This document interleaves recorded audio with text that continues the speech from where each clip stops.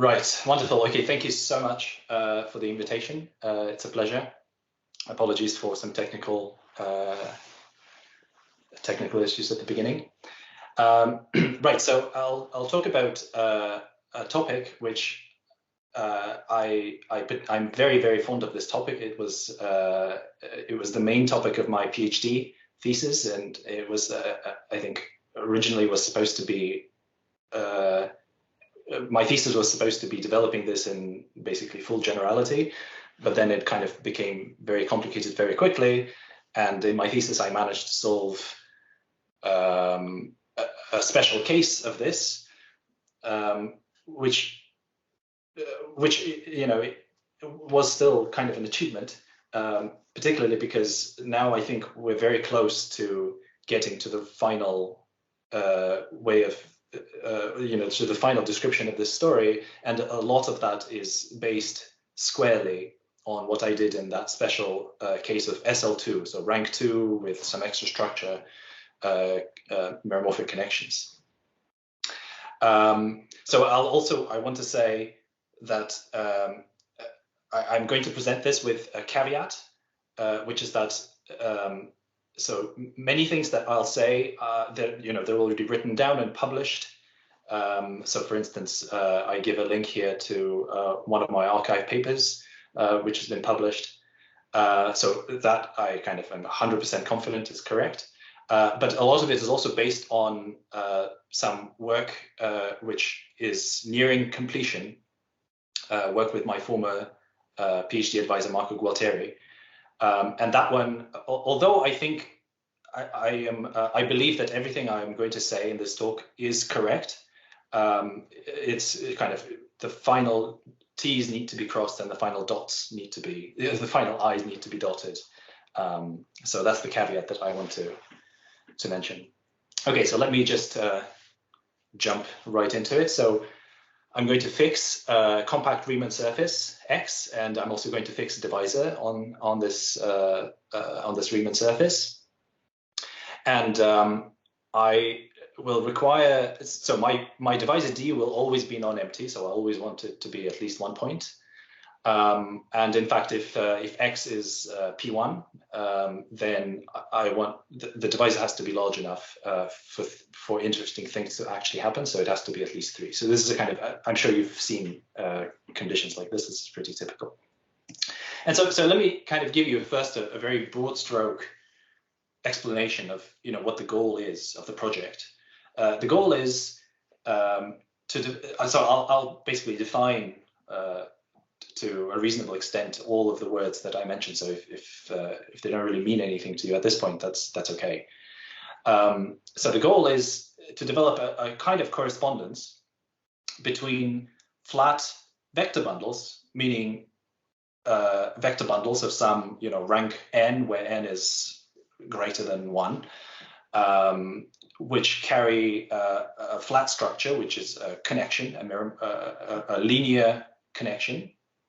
And in fact, I'll allow these connections to be singular along the divisor D, so they'll have poles. So this kind of genuinely non-linear object, I want to understand it in terms of something completely trivial, or almost completely trivial, which are flat line bundles. So the cool thing about flat line bundles is that they're easy to integrate. If you have a line bundle with a connection, then you can literally integrate it. And when I say integrate it, I basically mean precisely that. You can choose a local generator, and then you write down an ODE, a first order ODE, complex ODE, which is integrable. You can just integrate it. So those are kind of, they're genuinely extremely elementary objects. As opposed to vector bundles, which even if I write it down, in a trivialization and write down some kind of explicit ODE, this will be some kind of system of a system of n coupled differential equations, linear, albeit, but still coupled. So it's very difficult to integrate. You basically can't really do it. So of course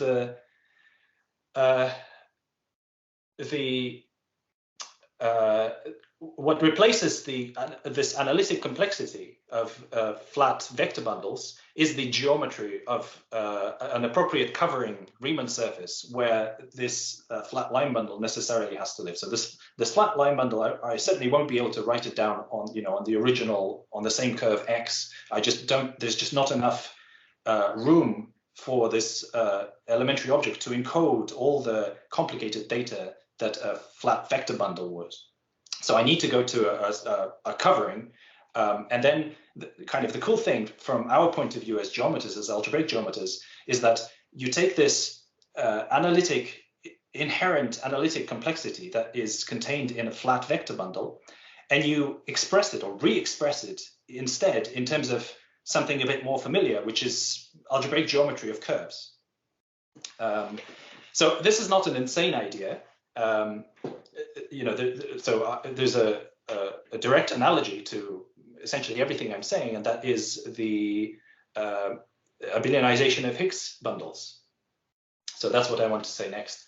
So I'll recall what Higgs bundles are. I'm sure many of you are familiar, but anyway, let me remind you what they are. So a Higgs bundle, I guess maybe more properly something like a meromorphic Higgs bundle on this pair of a Riemann surface with a divisor, is a holomorphic vector bundle equipped with a twisted endomorphism of E. So it's twisted because it's an endomorphism of E, which is valued in differential forms on X, which I also allow to develop poles along the divisor D of prescribed order. So this endomorphism itself is often called the Higgs field. And so here's how kind of Abelianization of Higgs bundles. Here's how that goes. It's a procedure which is very useful in a large variety of contexts. But so basically, here's what you do. So first, you extract what I call spectral data, which is to say, you take this endomorphism, this twisted endomorphism phi. It is an endomorphism, so it has a characteristic polynomial, or you can construct a characteristic polynomial. And the way you do it is you extract wedge powers of phi and take traces of those. Just the usual definition of characteristic coefficients, and you assemble them into a kind of a vector.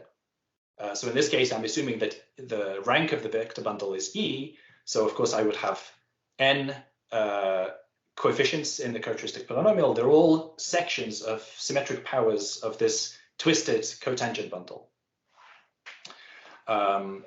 So I get this data. This is my spectral data.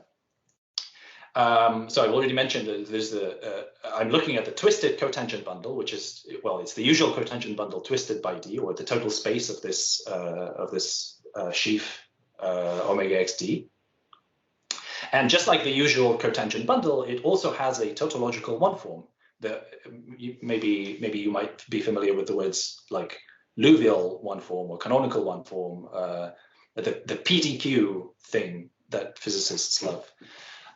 So this has the complete analog of it, except that in this case, this tautological one form actually is singular along the fibers above D, singular to a specified order. But anyway, it does have this tautological one form, and I use it to build a what is called the characteristic polynomial of the Higgs field, which is just this expression. I'm using my tautological one form eta as a variable. So because of the way I wrote it down, you see all the powers add up to n. So this is a section of the pullback of the nth symmetric power on the twisted cotangent bundle. So this is a section. And what you do is you look at the zero locus, and that gives you some kind of divisor inside this twisted cotangent bundle. And this zero locus is usually called the spectral curve associated with the Higgs field. So in general, of course, it could be crazy. I mean, this could be, this could be the zero section. Well, no, not the zero. This could be the eta to the n section, for instance. And so spectral curves could have wild behavior. But basically, there's an open subset of all possible such data S, such that my spectral curve sigma is, first of all, it's a smooth Riemann surface. It's a smooth divisor inside this twisted cotangent bundle. And the projection from the twisted cotangent bundle down to X, it of course restricts to sigma, and the restriction gives me an n-to-1 cover of X. This is, it's a branched cover, but the branching behavior is simple. So you just have degree 1 ramification. So you can always restrict yourself to this kind of generic spectral data.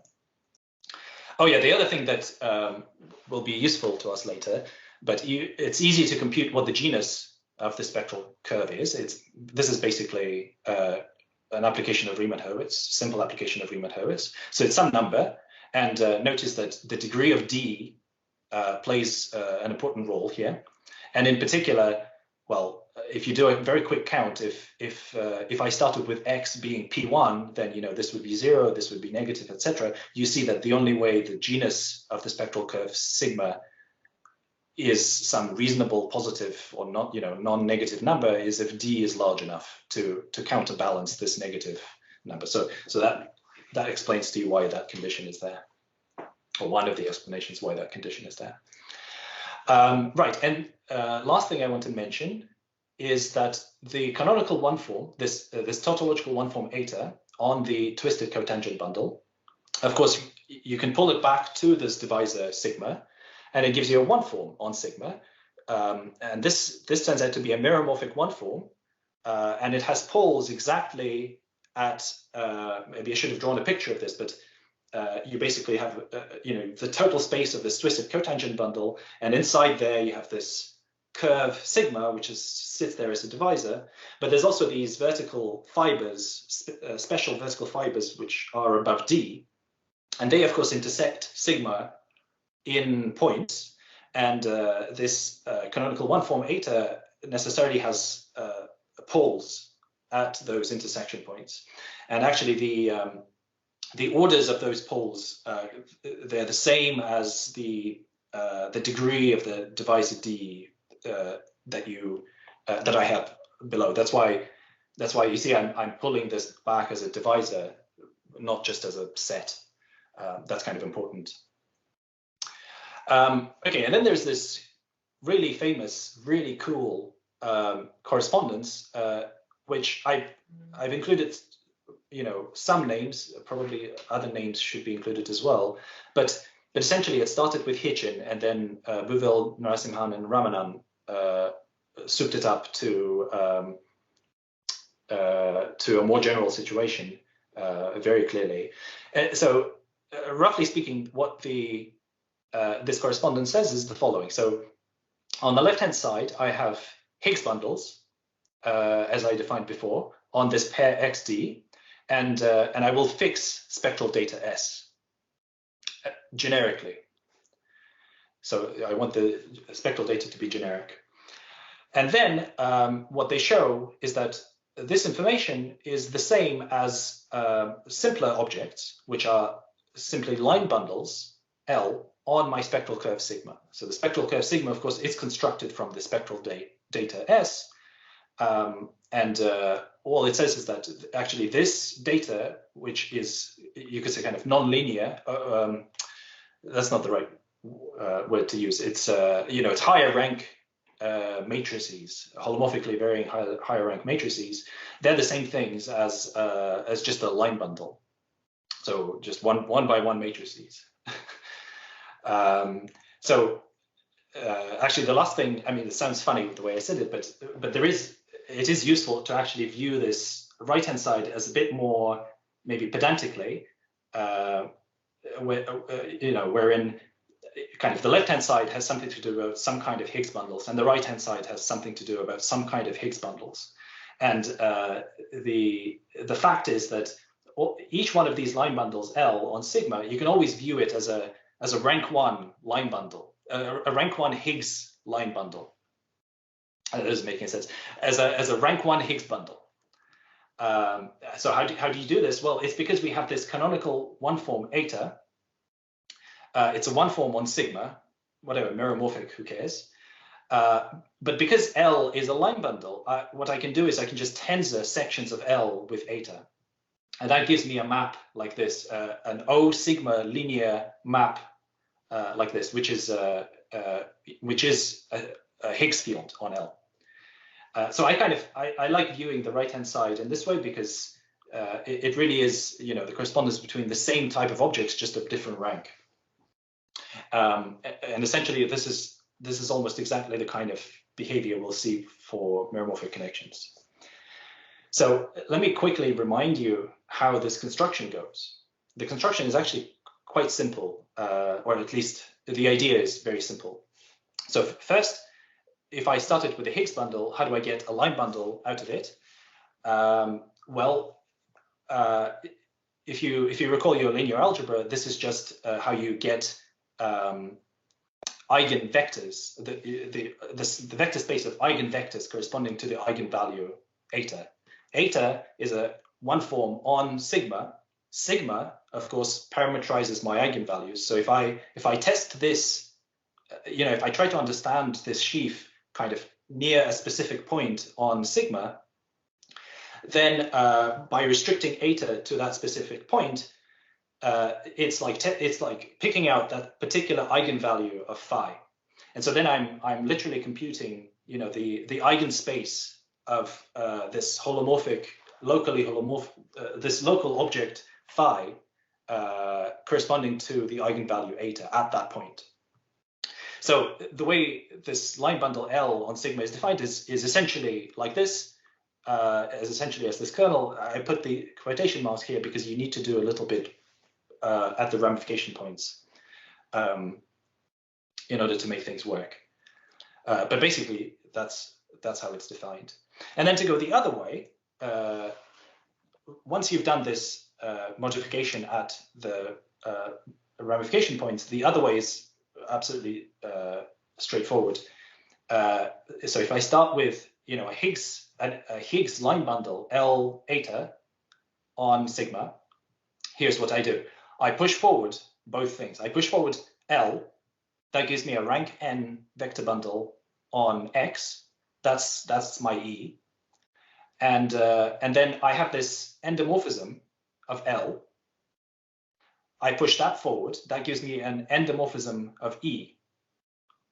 And then, so this endomorphism eta is valued in this cotangent sheaf. And that is isomorphic up to a twist by the ramification point to the pullback of the cotangent bundle from downstairs. And so then you use the push-pull formula, and you literally get that this push forward of eta is an object like this. So this is how it goes. So it's kind of obviously there's lots of details that I'm omitting, but basically the idea is very simple. You take the spectrum, you take the eigenvectors, and then to go back, you just push everything forward. Right. And so the goal is to kind of generalize this procedure in some way from Higgs bundles to flat bundles. The reason why you might, want to do that in some straightforward way is because, well, connections are, they're not, of course, endomorphisms, but they're almost like endomorphisms. They're just not linear. So you'd think, well, maybe you could try to do the same thing. So let me tell you what the problems there are. So first of all, so what are meromorphic connections or flat bundles? Flat bundles usually implies that there are no poles. So I'm abusing terminology here a bit. So a meromorphic connection on such a pair, Riemann surface with a divisor, is also a holomorphic vector bundle with a map looking very similar to a Higgs field, except this time it's not linear on functions, it's only linear on constants. So it's C-linear.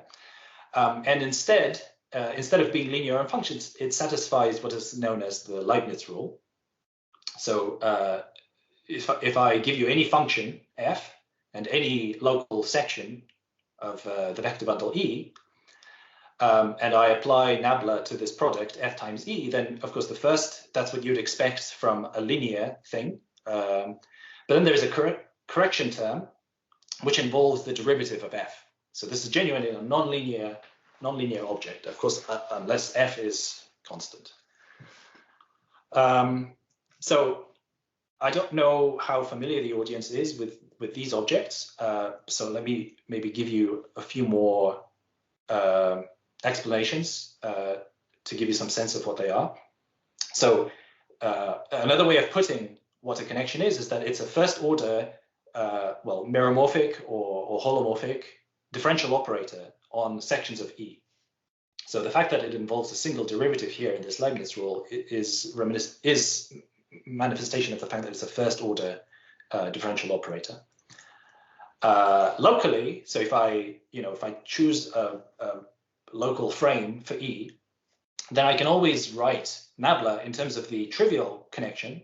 So this is just the de Rham differential, or more correctly to say this is like a diagonal connection where each diagonal component is just the de Rham differential acting on functions. And then so I can always write locally a connection as this trivial connection D plus an endomorphism, a linear endomorphism, or in other words, a Higgs field on E. But of course, this kind of expression is very much trivialization dependent. So if I chose a different trivialization, then there would be the so-called gauge term, which would appear and would screw things up. So an expression like this is not an invariant form for a connection in general. Okay, even more kind of explicitly, what these things look like is as follows. So if I just focus on a single point inside my divisor, that's the point where I allow my connections to develop singularities. So let's say P is that point, and it has some multiplicity M. M could be 1, in which case this is like a simple pole, or it could be higher, in which case this would be an irregular singularity. So let me also choose a local coordinate, Z, vanishing at this point. Then I can, again, locally, I can trivialize my bundle, and I can choose this coordinate Z in a small disk neighborhood of the point P, such that my connection will literally have an expression like this. So it's the trivial connection D, the de Rham differential, plus some differential form valued matrix, n by n matrix of differential forms. And notice that I specifically factor out the singular behavior of my connection. So the pole is of mth order, which is the multiplicity of P, and no higher. And A of Z is holomorphic. So you can always write these things like this. And okay, maybe the final, even more explicitly, going back to whatever first year at uni, if I have already chosen a coordinate. So if I shove in a vector field d by dz into my connection, and I apply it to a section E of Z, then with respect to this basis, this expression unravels to be this. And so if I look for so-called flat sections, which is sections E that such that nabla applied to E gets killed, then I'm literally studying singular ordinary differential equations in the complex domain, in a disk. So it's that concrete. So someone once said that connections are really just differential equations on steroids, and I think that's a correct characterization. Okay, so back to Abelianization. So basically, what I want is some sort of statement of this form. So on the left-hand side, I have meromorphic connections on this pair that I've chosen, X and D, of some fixed rank n.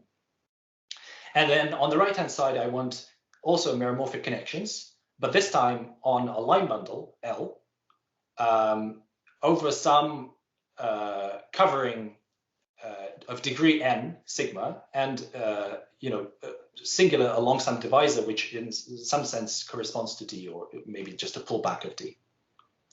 So of course, I put little quotation marks here because this is not true, but there's a few adjectives to be added here and there which do make it true.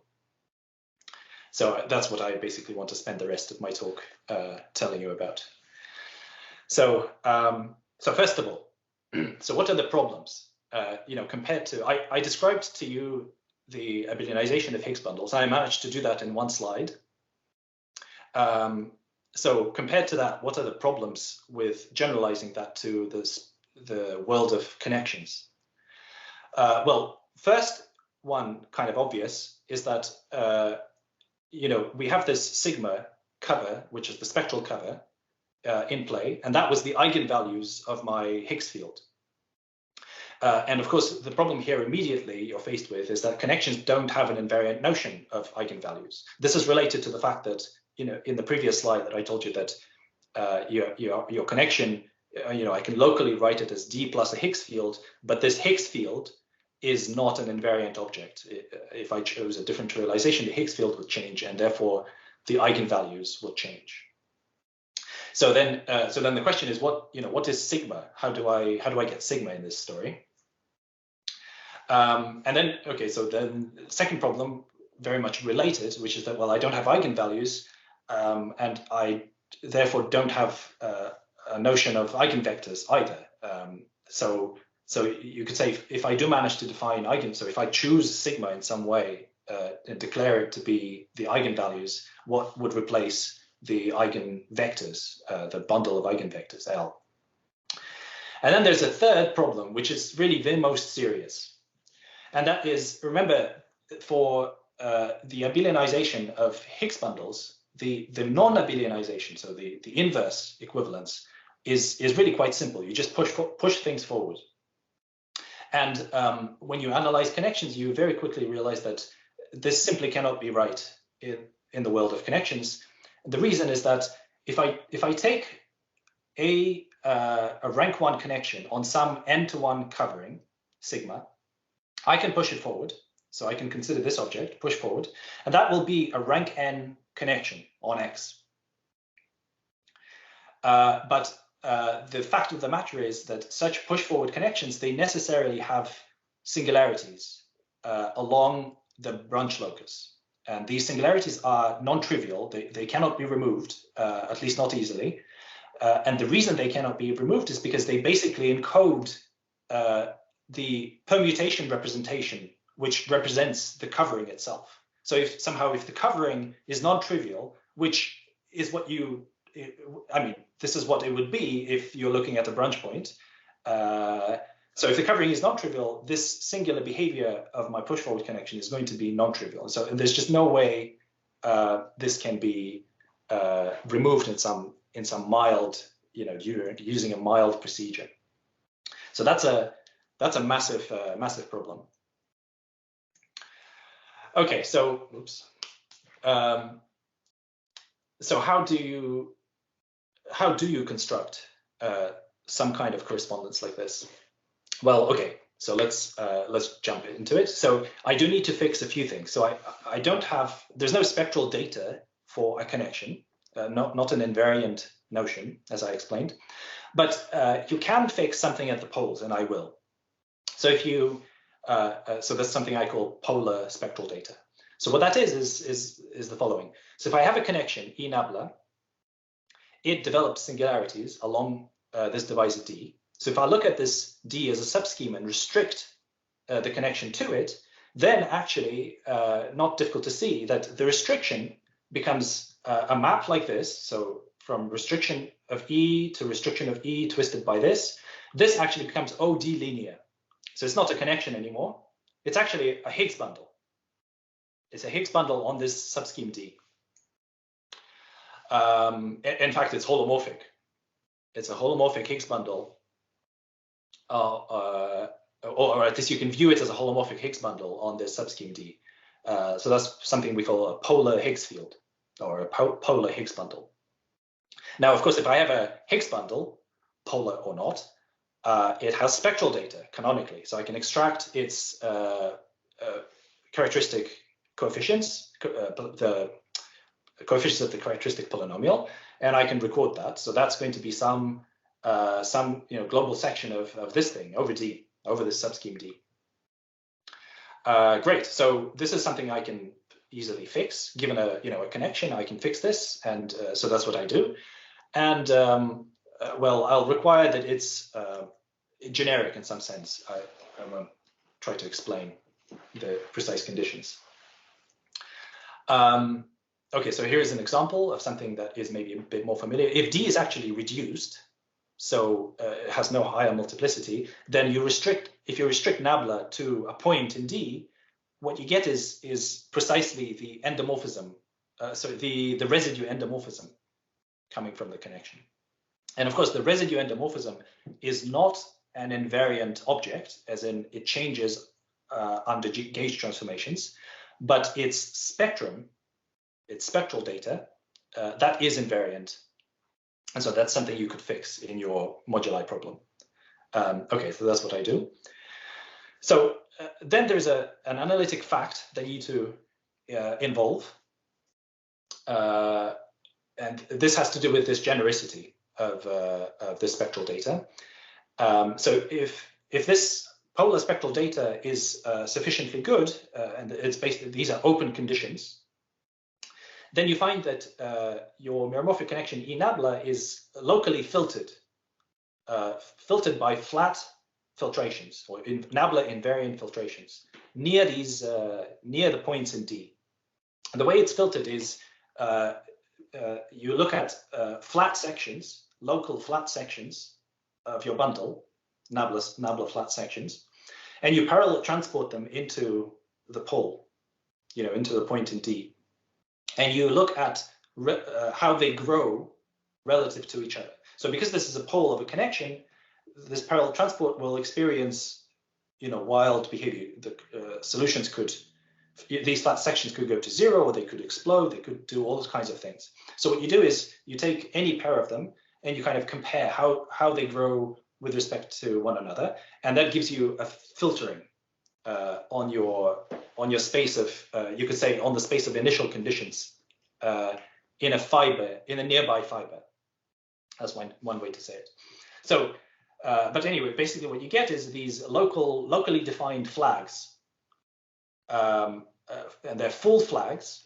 That has to do with the genericity, and they're preserved by nabla in the sense that nabla takes the kth component to the kth component. So these filtrations, well, they have, I usually call them Levelt filtrations for a variety of reasons, but oftentimes they're not actually called anything, although they are important. Okay, so the cool thing about this is, so this is an observation which is crucial to Abelianizing these connections, is that, so now that I have these locally defined canonical filtrations, which are nabla invariant, what I can do is I can extract a diagonal connection out of this filtration, which is that I just take the associated graded. So the associated graded, so this is a full flag, of course, so this splits my bundle into n lines, direct sum. And then because the filtration is preserved by nabla, then the associated graded of this connection just becomes a diagonal connection where each diagonal component is some kind of rank 1 connection. So in other words, I get a bunch of these line bundles sitting near P.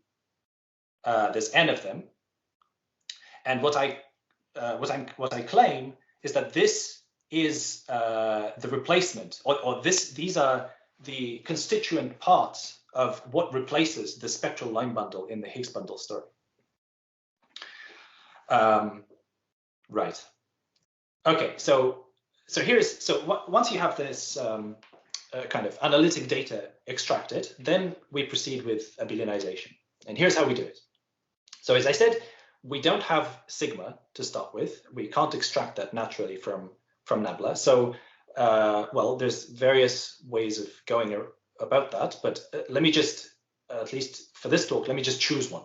I'll just choose one which is smooth and simply ramified, has degree n, and then with some other conditions to make my life easier, like the fact that the branch locus of this covering is separate from the points where my connections develop singularities, and also that it has, the correct genus. So you've already seen this complicated formula. One way of achieving this, one kind of neat and straightforward way of achieving this, is actually choosing some spectral data, S. And I would choose it in such a way that it restricts to my polar spectral data, which I fixed before. You can always do this. You can always lift SD to S such that all these conditions are satisfied. If S is sufficiently generic. Sorry, if SD is sufficiently generic, there's always a lift, but it may not be unique. So actually, let me make a kind of an aside remark, which has something to do maybe with some stories that people are more familiar with. So effectively, what I'm doing is a kind of enriching my setting to a diagram, to this diagram that I drew. So this in black here on the right, this is, so M of X is the moduli space of curves.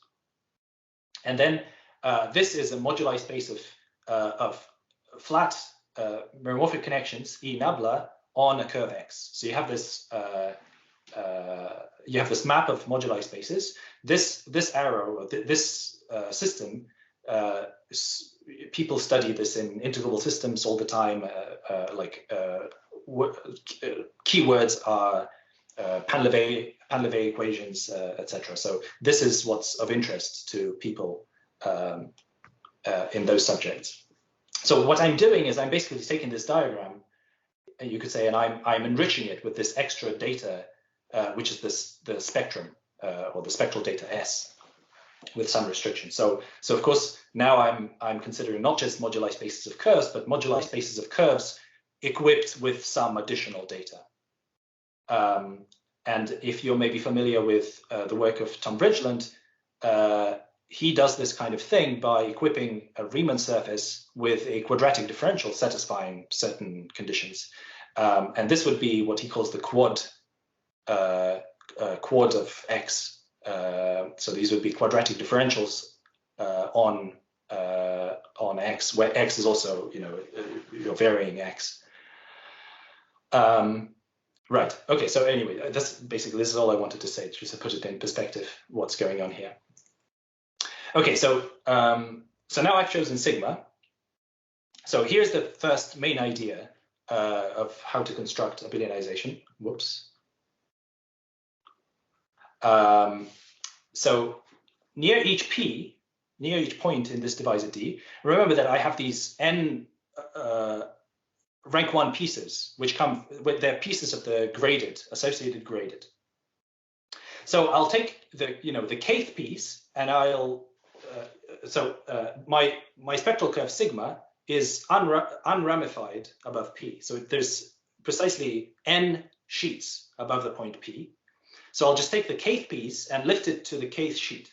Of course, there's a problem with that because I don't know which sheet is the kth sheet. So for this, I need to choose some simple combinatorial data to help me decide how to do this.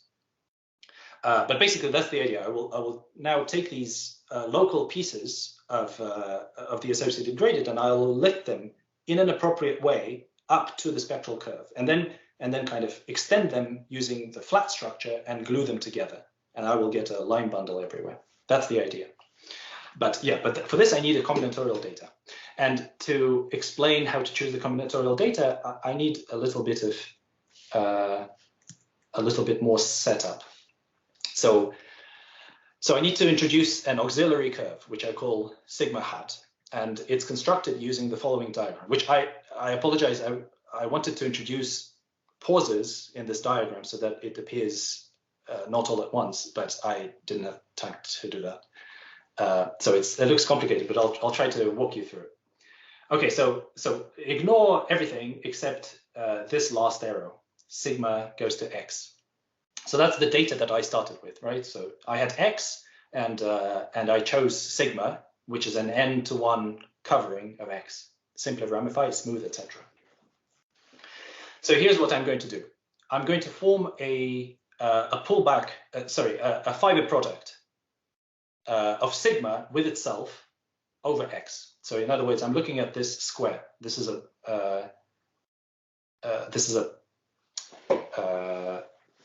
right. So this is a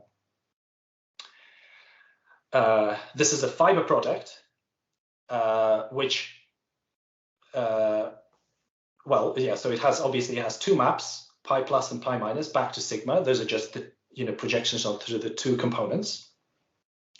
The problem with this space is that it's even if x and sigma are smooth, etc., this thing is not it's not a Riemann surface. It's genuinely a scheme. It has a non-reduced component, but actually, the scheme theoretic structure of this is pretty simple. It's just that it contains a rogue diagonal copy of sigma, which if I remove, so now I look at this thing, so I just remove it as a divisor, then a fact is that using the assumption that sigma has simple ramification, that's important in this construction. So if it has simple ramification, then this new curve actually is a smooth Riemann surface. So this is what I call sigma vec. Right. So there's one more step that I need to do, which is that this fiber product, of course, it's essentially sigma cross sigma. So it has a natural swapping map sigma, which swaps the two factors, which obviously restricts to sigma hat. And so if I take a quotient by that swapping action, I get another curve, which again, using the fact that things are simply ramified, turns out that this is smooth. This is a smooth Riemann surface. And I call that sigma hat. So it also obviously has a projection onto my original curve sigma, which I call pi hat plus. And then the composition is the projection pi hat. Okay, so it looks kind of involved, but hopefully by walking you through this, you can see that it's actually not so difficult, this construction. You just need to check a few things. Okay, so here are some facts that I've already mentioned. So this sigma hat is smooth, and this projection, this is a covering of Riemann surfaces, and it has simple ramification profile, and its degree is precisely 1/2 n times n minus 1, which is a kind of familiar number. Right, another very, very important property that this covering has is that its branch locus on x actually coincides with the branch locus of pi.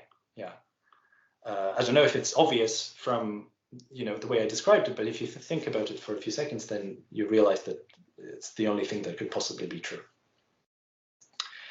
Oh yeah, and maybe let me mention, so the simplest case where basically this diagram just collapses completely is when the rank is equal to 2, in which case you can show that this sigma vec is isomorphic to sigma, and this sigma hat is isomorphic to x. I mean, one way to see it is if you look at this, the degree that I told you that pi hat has, for n equals to 2, this number is 1. So this is a degree 1 map of Riemann surfaces, which is surjective. So of course, it also has to be an isomorphism, therefore. Oh yeah, so a couple of other cool facts about this curve, which is that I chose sigma in some kind of arbitrary way. I didn't necessarily insist that it's a spectral curve, in the sense that I don't insist that it's a divisor inside some cotangent bundle. But if it is, then, as we saw before, of course, it has this canonical one form eta, which is meromorphic, etc., whatever. But the point is that it has a canonical one form. And then because sigma hat, so because sigma vec is essentially the fiber product of sigma with itself, that gets a one form, a very natural one form. Eta, maybe I should have called it, sorry, maybe it should be eta vec, just to keep the notation a bit more consistent. And the way you define it is you just pull back eta from sigma in two different ways and you take a difference. So that's a one form. And last but not least, this is this projection from sigma vec to sigma hat. This is a 2-to-1 covering because sigma is essentially an involution. So you're kind of quotienting out by the involution, and therefore a kind of a standard argument shows that this one form eta vec on sigma vec induces a quadratic differential on sigma hat, and this quadratic differential is such that eta is the square, or eta is the square root of Q. So anyway, so there's kind of lots of really nice structures. Maybe I could say something else about this. Yeah, maybe I'll just continue. I mean, this curve it's very simple, and it's kind of sitting there waiting for you to discover it, and it's got all these cool properties which are genuinely useful. But okay, let me proceed. So right, so now I want to introduce a combinatorial object. So this combinatorial object is going to be on this curve sigma hat. That's where I need to choose it. And it's just going to be some sort of graph satisfying some rules. And the way I'm going to choose it is it's going to be a bipartite graph with vertices at the ramification points of pi hat and at the preimage of the points in the divisor d, which I call d hat. So bipartite means that every edge always goes from one color to another. So if this has one color, this has the other color, that all the edges always connect one color to the other and never the same color to itself. So so the object, the name for it is a Stokes graph. I'll call it gamma hat. And the way it's defined is that, so I already said it's a bipartite graph. It's actually a square graph. You want it to be a square graph, which means that every face is a quadrilateral. It has precisely 4 vertices in the boundary, necessarily of 2 different colors. And it has 4 edges, so it's a quadrilateral. And the vertices, as I said, they're R and D, and those are the 2 colors. And then the only other restriction that I will mention is that at each ramification point, so these points are kind of special, so, and you insist on the valence of your graph at those points, and you require them to be trivalent at those points. And there's no restriction on D unless well, if D has higher multiplicity, then you need to do a little bit more. It involves real-oriented blow-up, but I don't want to. Yeah, I don't want to spend too much time explaining that. So here's a few pictures of what these things actually look like. So here, for instance, so I'm using mnemonics where circled crosses are points in R hat, and empty circles are points in D hat. So here, you can see that I have 3 points in D hat, sorry, and I have 2 points in R hat, and each point in R hat has precisely 3 edges coming out. So the graph is trivalent there, and then each face. So for instance, this face is a quadrilateral because I have 1 edge, 2, 3, 4. This is a quadrilateral, and then the outside is also quadrilateral because I have 1 edge, 2 edge, 3 edge, and 4 edge, and so on. It is a slightly more involved example. So there's 4 points in D hat and 4 points in R hat. Well, you can take a look at this picture and you'll see that, well, all the R hat vertices are trivalent, and then all the faces are quadrilaterals. And then the last picture is, as I said, I won't spend time explaining this, but basically if D has higher multiplicity, so in this case, D, this is a point in D which had multiplicity 2, what I had to do to it is do a real oriented blowup. So I've replaced the point, the fat point of degree 2, I've replaced it with a circle, boundary circle. So now this is, now we're looking at a Riemann surface with boundary. And then I make some marked points on the boundary, and those marked points are actually canonically given to me by irregular Stokes analysis. And I color them in an appropriate sense, and then I basically follow all the same rules. But anyway, so there's a procedure, precise description of how to do this. Right. So how could you do this? Okay. One situation where these kind of things appear prominently is if I actually started with sigma, which were a spectral curve. Remember on the previous slide, I told you that if that's the case, then this auxiliary curve sigma hat gets a quadratic differential naturally, q hat, which is basically the square of this canonical one form on sigma vec. And then, so now this comes from basically Teichmuller theory and the study of quadratic differentials. You can look at certain foliations called horizontal foliations determined by quadratic differentials. These are singular foliations in the sense that some leaves, in the sense that the distribution which defines this foliation, it drops rank at certain points. And in fact, it drops rank exactly at the ramification points. And so the leaves there, they become singular. And or another way of saying it is that there's a locus of critical leaves which limit onto these points of where the distribution drops rank. So if you collect all those leaves which are critical, so they limit onto the singular points of the foliation, that is called the critical locus, or locus of critical leaves of this horizontal foliation. And if everything that's been chosen, like all your setup, has been generic enough, then these pictures of gamma hat that I drew above would be exactly replicated by this critical locus of this horizontal foliation. So that's a typical way that you get these pictures. Oh yeah, let me mention another thing regarding these, is that actually choosing such a Stokes graph basically amounts to choosing a certain ideal triangulation of this sigma hat. It's ideal with respect to these vertices in D hat.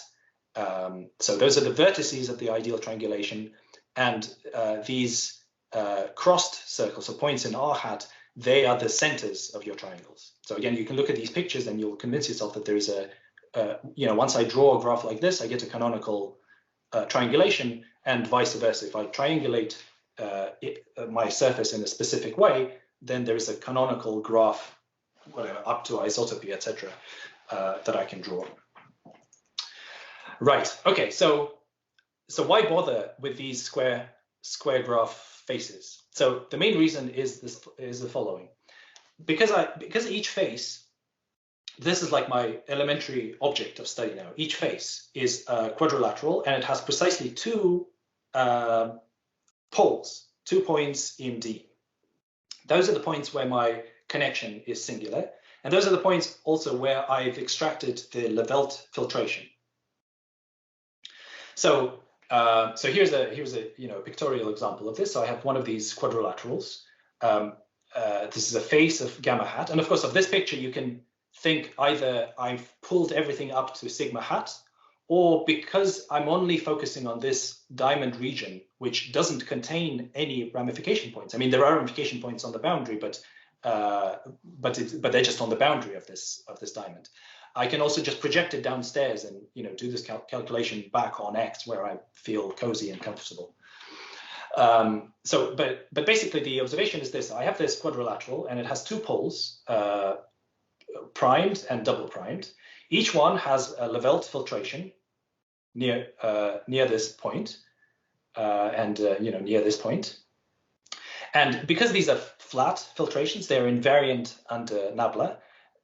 The usual existence uniqueness theorem for differential equations allows me to parallel transport these filtrations basically anywhere I want along paths, but in particular into this simply connected domain. So I take this green foliation, I take this green filtration and I parallel transport it to the diamond, and I take the blue filtration, parallel transport it also to the diamond. And now what I've ended up with is having my vector bundle over this diamond, which is filtered in two separate ways. And therefore I can compare these filtrations, in other words, try to intersect them. And the condition that you want is that those two filtrations are transverse, so that they intersect transversely with one another. So this is the kind of thing that I will call that the Levelt filtrations of my connection are generic with respect to the Stokes graph gamma hat, or that the connection is generic with respect to the Stokes graph gamma hat. This kind of condition, there's a way to express it literally in terms of algebraic equations, and you can see that it is an open condition. So it really is a genericity assumption.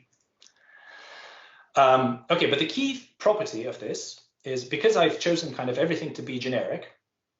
So if my Levelt filtrations are generic with respect to gamma hat, this should be gamma hat, then this is just a very simple linear algebraic property that if you have two flags which are transverse and you intersect them, they give you a decomposition of the bundle of the vector space, a direct sum decomposition of the vector space, and canonical isomorphisms with both associated gradients.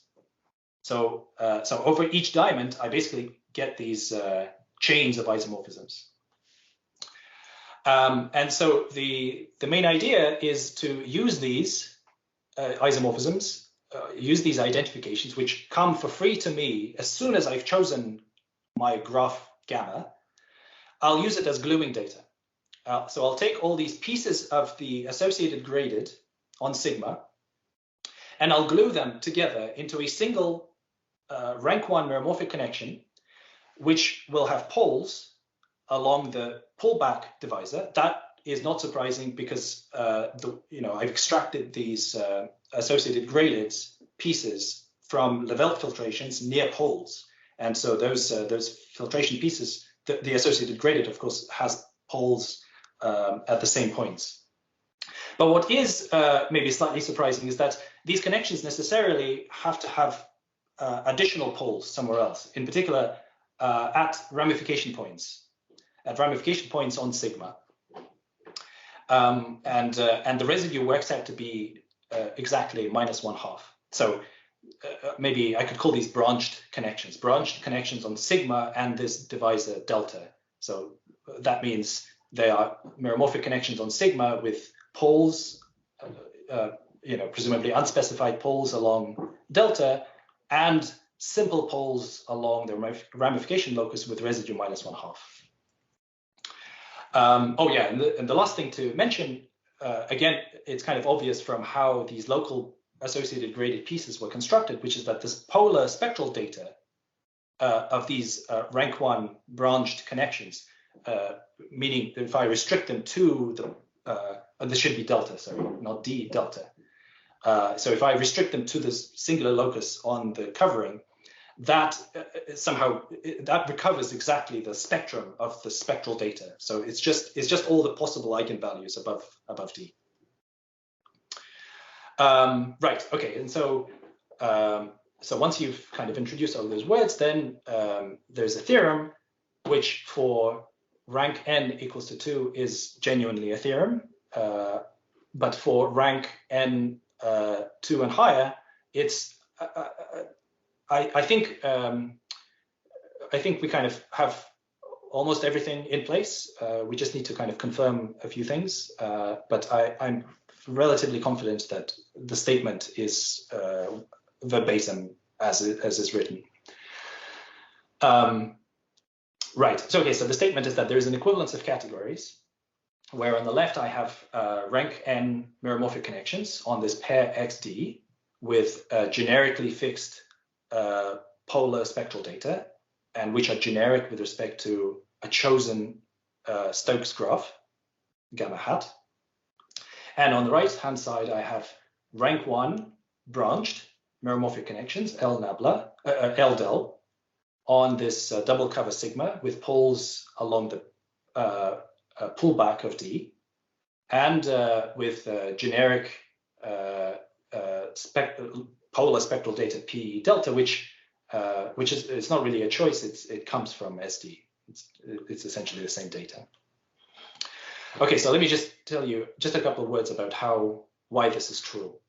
So the key point here, and that's basically how this theorem is proved, is that the inverse equivalence, so to go back, the kind of the non-Abelianization functor is, as I mentioned, it cannot be the direct image functor as much as you'd like it to be. But you can see that if you deform the direct image functor pi lower star in some specific way, canonically given by the chosen Stokes graph gamma, then this kind of local deformation, you get a new functor, and that functor is precisely the one that happens to invert this Abelianization functor. So, okay, so just in a couple of words, so how does that arise?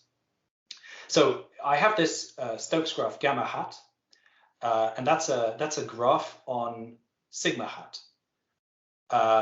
Sigma hat has a double cover, which I call sigma vec.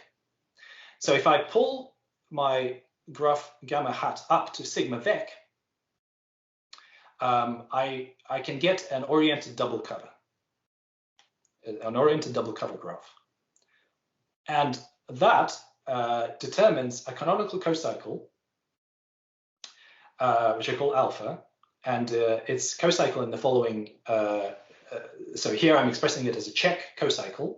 The covering of sigma vec comes from the fact that I have these faces of the graph gamma vec, and I take those as open sets, or rather, they're the germs of open sets containing those diamonds. I take that as my open covering.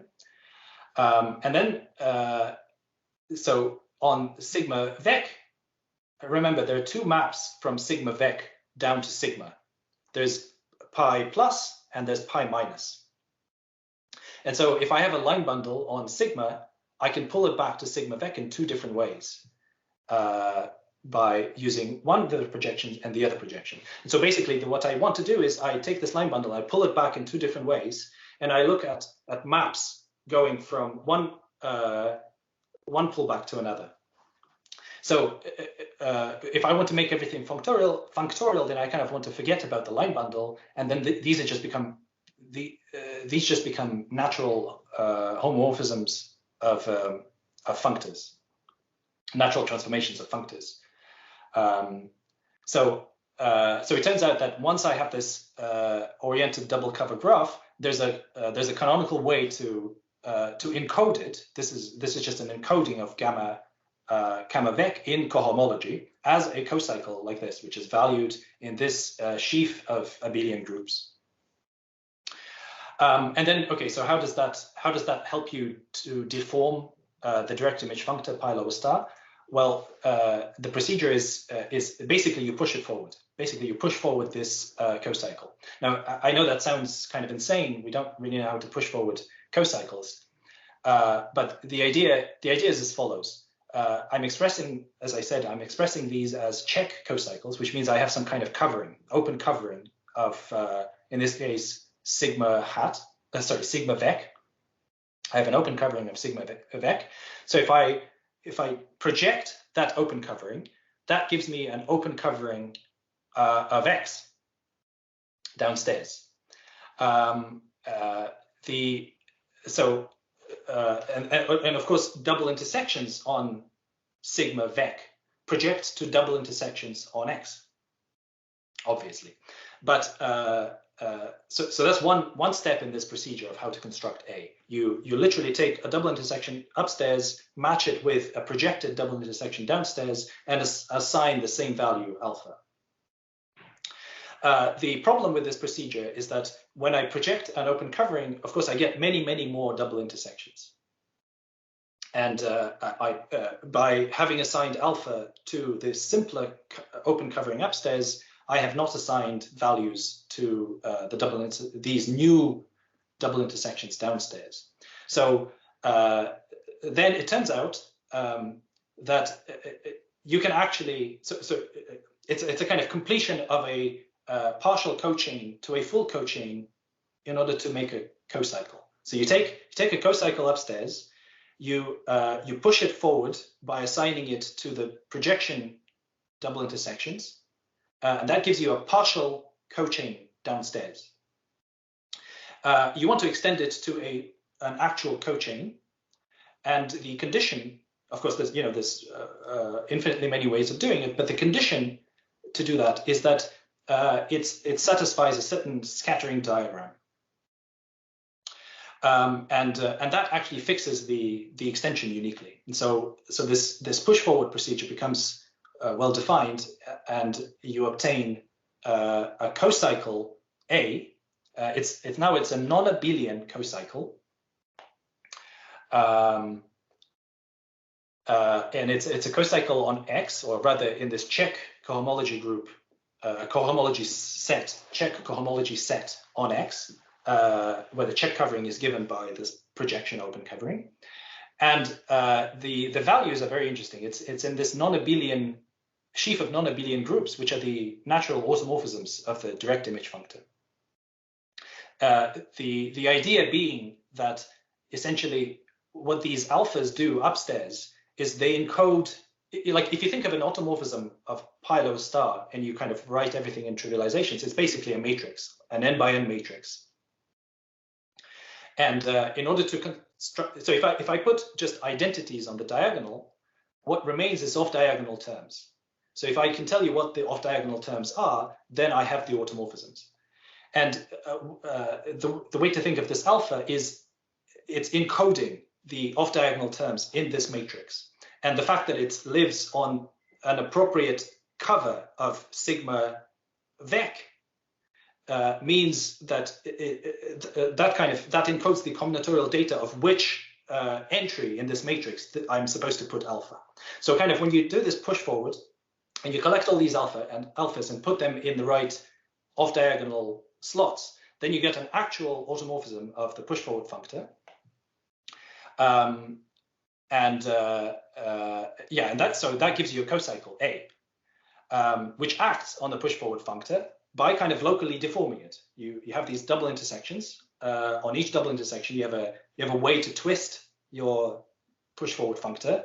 So you do that, you get a new functor, and that new functor turns out to be precisely the inverse equivalence to the Abelianization functor.